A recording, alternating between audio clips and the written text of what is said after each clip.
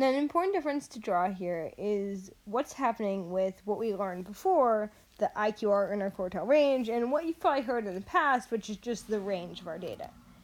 The range of data is figured out by taking the max minus the minimum, and this is a really common measurement to use to calculate spread in general. The problem with range is what is taken into account is the highest person and subtracting off the lowest person. So when we find the actual range, we find out how much spread is in between these two people. Now, while this looks like a good idea, it can actually lead us to kind of incorrect conclusions about what our data looks like.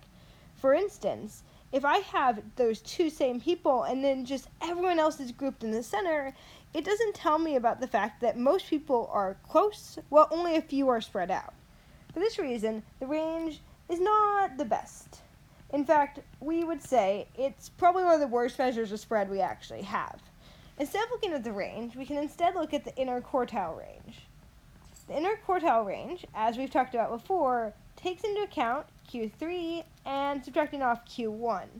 What this allows us to do then is totally disregard anyone on the outskirts, looking only at the center 50%. This means that while the range is extremely susceptible or really strongly influenced by outliers, the interquartile range is actually resistant to outliers.